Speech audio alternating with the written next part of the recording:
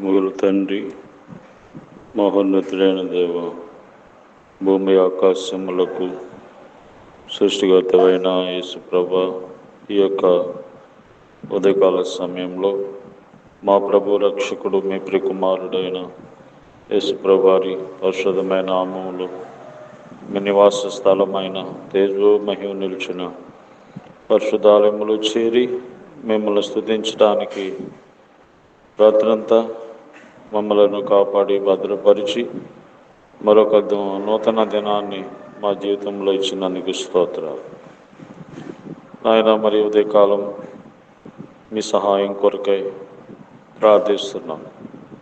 ఈ దినమంతట్లో మీరే మాకు సహాయం చేయండి.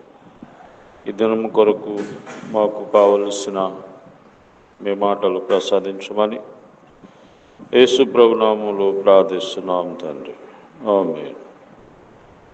మా మంచి దేవా, మా రక్షకుడా, నిత్యము నిన్నే స్తుతించెదము. ఏర్పరచుకున్నావు, పిలిచినావు, నీవే మాకు తోడై ఉన్నావు. ఏర్పరచుకున్నావు, పిలిచినావు, నీవే మాకు తోడై ఉన్నావు. మా మంచి దేవా, మా రక్షకుడా, నిత్యము నిన్నే స్తుతించెదము. రక్షణ పొందుటకు ఆది నుండి నీవే మమ్మును ఏర్పరచుకున్నావు.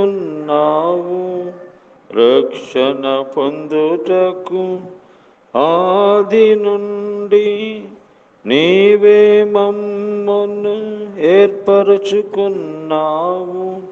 నీ కృప ద్వారానే రక్షించుకున్నావు.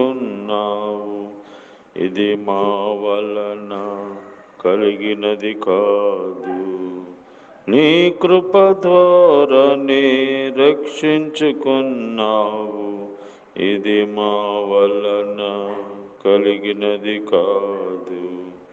మా మంచి దేవా, మా రక్షకుడా, నిత్యము నిన్నే స్తుతించెదము. జలములలో బడి దాటునప్పుడు, అగ్ని మధ్యలో నడుచునప్పుడు, జలములలో బడి దాటునప్పుడు, అగ్ని మధ్యలో నడుచునప్పుడు, నేను నీకు తోడై ఉన్నాను, భయపడకుమని పలికిన దేవా. నేను నీకు తోడై ఉన్నాను, భయపడకుమని పలికిన దేవా. మా మంచి దేవా, మా రక్షకుడా, నిత్యము నిన్నే స్తుతించెదము. ఏర్పరచుకున్నావు, పిలిచినావు, నీవే మాకు తోడై ఉన్నావు.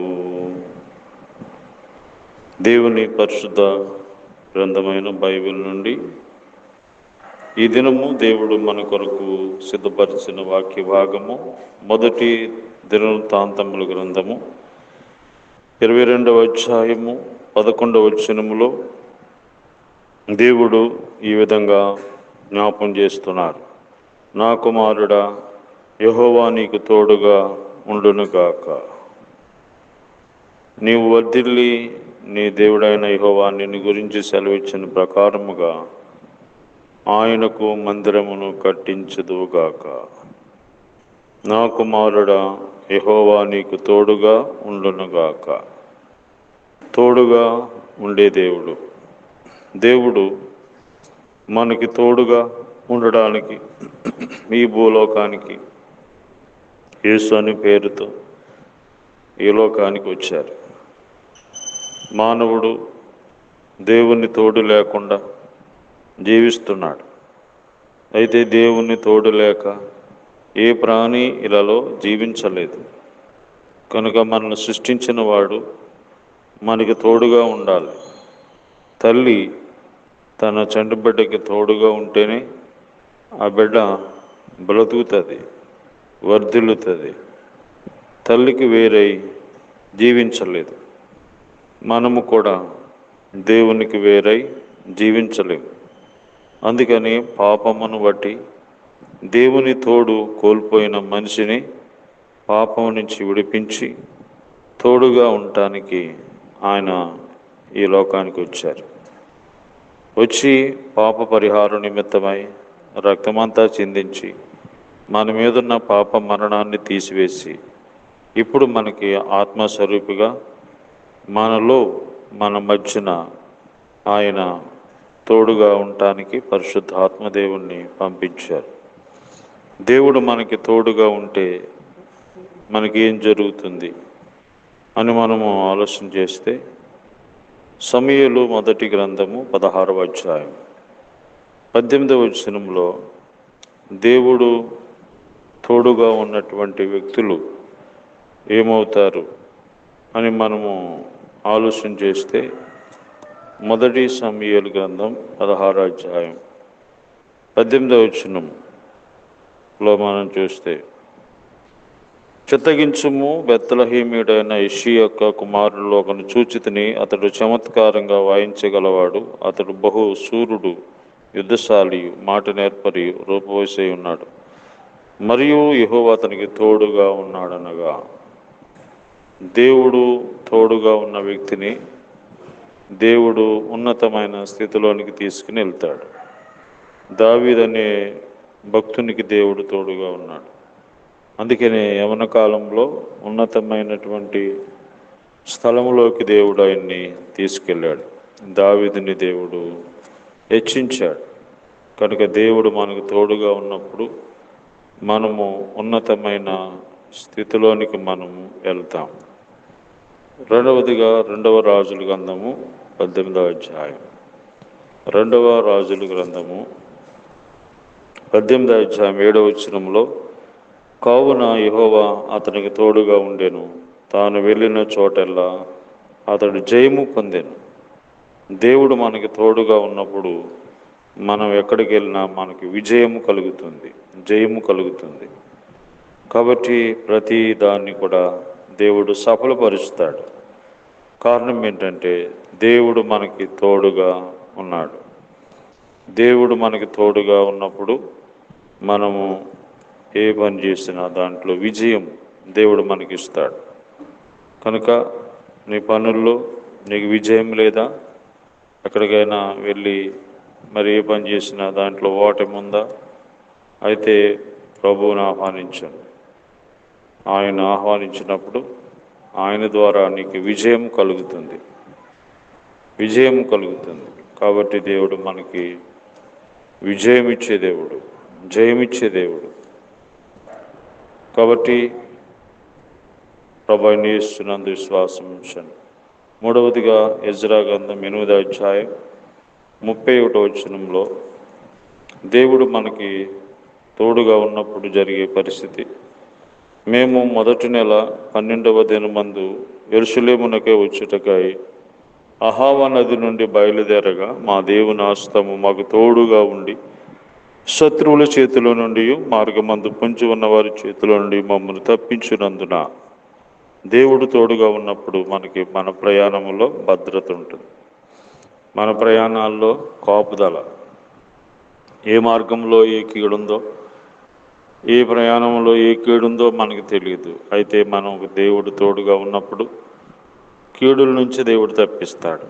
అంటే దేవుని కాపుదల, దేవుని భద్రత ఉంటుంది దేవుడు తోడుగా ఉన్నవాళ్ళు.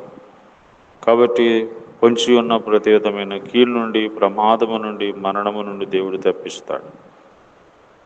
కనుక ఈ ప్రయాణంలో ఏమి జరగబోతుందో మనకు తెలియదు. అయినా దేవుని కాపుదలు ఉంటే, దేవుడు మనకు తోడుగా ఉంటే ఆయనే మనల్ని తప్పిస్తాడు. ఈరోజు మనం చూస్తుంటాం బస్సు ప్రయాణంలో, విమాన ప్రయాణంలో ఎంతోమంది ప్రయాణంలో చనిపోయారు, యాక్సిడెంట్ అయింది, ఇవన్నీ చూస్తున్నాం. అయితే ఈరోజు మనం ఇలాగ ఎన్ని ప్రయాణాలు చేసినా ఇలాగున్నామంటే దేవుని కాపుదల. కనుక దేవుడు మనకి తోడుగా ఉన్నప్పుడు మనం ఉన్నతమైన స్థానంలోనికి తీసుకుని వెళ్తాం. దేవుడు ఉన్నతమైన స్థితిలోనికి దేవుడు తీసుకెళ్తాడు. దేవుడు నీకు తోడుగా ఉన్నప్పుడు నువ్వు ఎక్కడికి వెళ్ళినా నీకు విజయం ఇస్తాడు దేవుడు.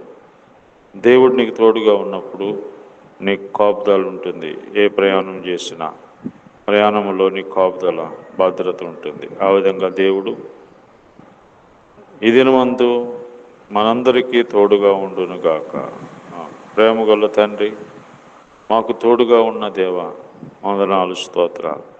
మాకు తోడుగా ఉంటే మేము ఉన్నతమైన స్థానంలోనికి వెళ్తామని, మా జీవితంలో విజయము ఆయన, మా జీవితంలోని కాపుదల మేము చూస్తామని మాకు ఇచ్చిన మాటలు మా జీవితంలో నెరవేరుస్తూ వస్తున్నారు. మరి నీ దయని బట్టి మమ్మల్ని ఉన్నతమైన స్థితిలో తీసుకెళ్తున్నారు. మేము ఎక్కడికి వెళ్ళినా, ఏ పని చేసినా దాంట్లో విజయం ఇస్తున్నారు.